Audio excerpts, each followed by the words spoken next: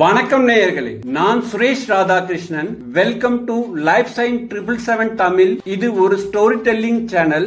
இந்த வீடியோல நம்ம பார்க்க போறது என்னன்னு சொன்னா, சார் நம்முடைய லைஃப்ல சில மோசமான சூழ்நிலை நம்ம நினைக்கிறோம் இல்லைங்களா?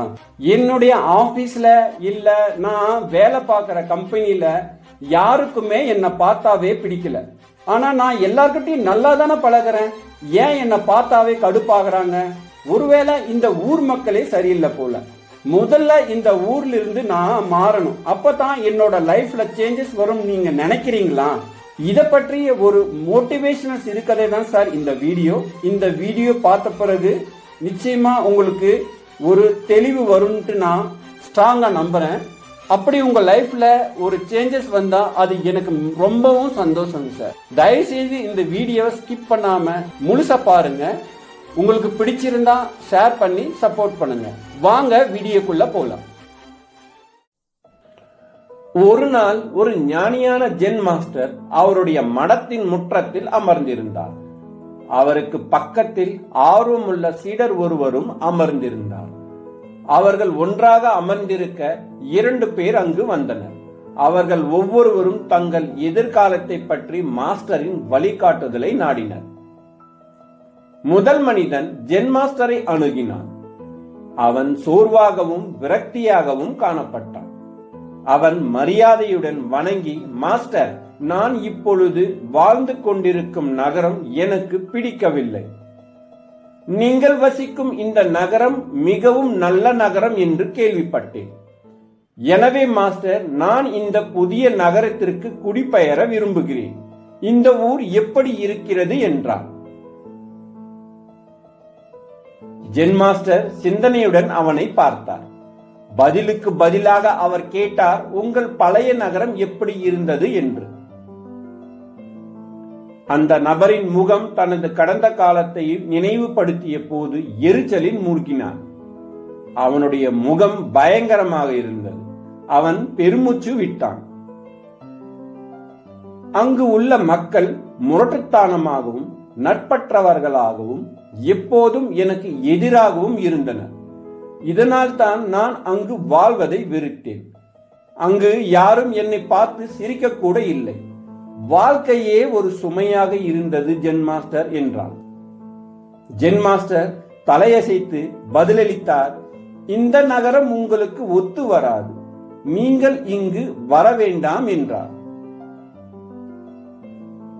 அந்த முதல் மனிதன் ஏமாற்றத்துடன் ஜென் மாஸ்டருக்கு நன்றி கூறிவிட்டு மேலும் தனது கசப்பையும் வெறுப்பையும் சுமந்து கொண்டு நடந்தான். சிறிது நேரம் கழித்து 2வது மனிதன் ஜென் குருவை அணுகினான். அவனை ஒரு கனிவான புன்னகையுடன் வரவேற்றார் ஜென் மாஸ்டர். மாஸ்டர், நான் இந்த ஊருக்கு குடிபெயர நினைக்கிறேன் என்றான். இந்த ஊர் எப்படி இருக்கிறது என்று கூறினான் ஜென் மாஸ்டரை பார்த்து.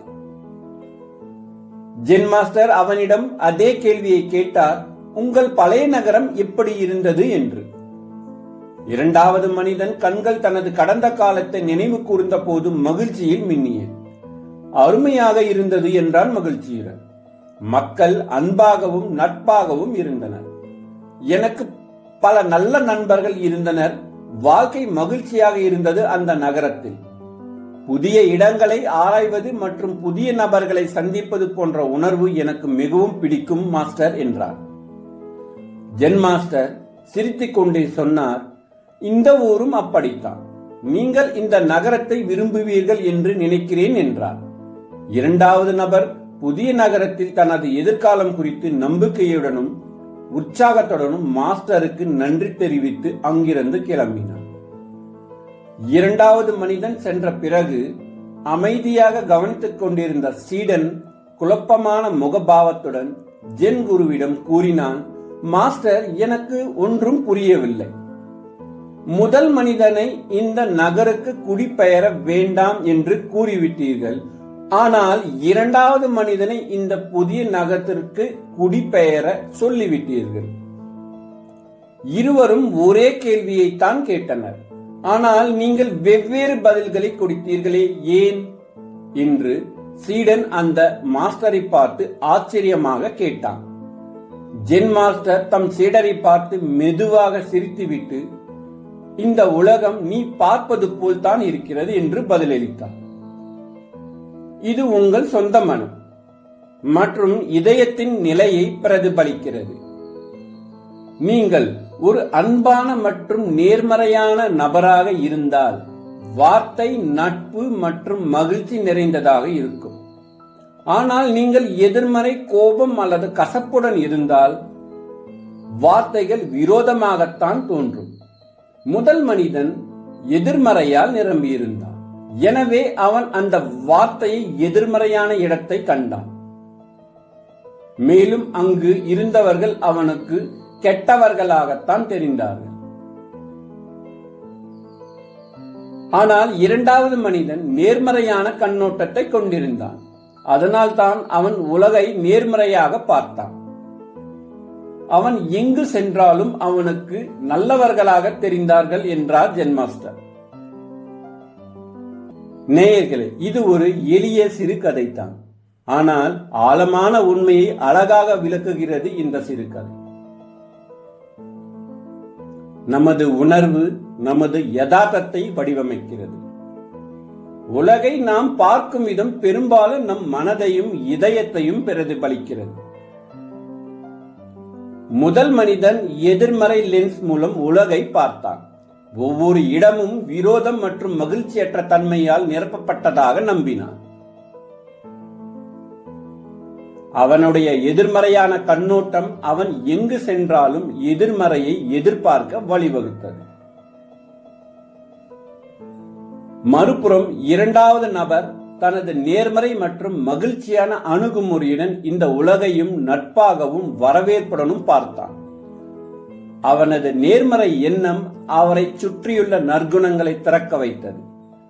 நம்முடைய சொந்த வாழ்க்கையில் நமது எண்ணங்களும் மனப்பான்மையும் நம் அனுபவங்களை பெரிதும் பாதிக்கின்றன என்பதை இந்த சிறுகதை நமக்கு விளக்குகிறது. நண்பர்களே, நமக்குள் எதிர்மறை, கசப்பு அல்லது கோபம் இருந்தால் நாம் செல்லும் எல்லா இடங்களிலும் இந்த கூறுகளை சந்திக்க நேரிடும். இருப்பினும் நாம் கருணை, நன்றியுணர்வு மற்றும் நேர்மறையை வளர்த்து கொண்டால் நேர்மறையான அனுபவங்களையும் மக்களையும் ஈர்க்கிறோம்.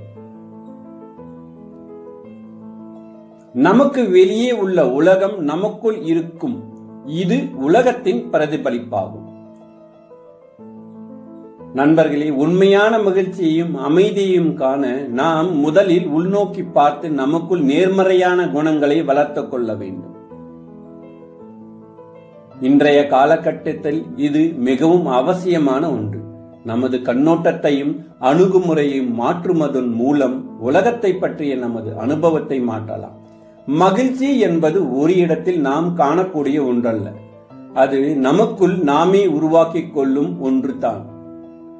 அன்புடனும் நன்றியுடனும் இதயம் நிறைந்த வார்த்தையை பார்க்கும்போது அந்த வார்த்தை மீண்டும் அந்த அன்பையும் மகிழ்ச்சியையும் பிரதிபலிக்கிறது.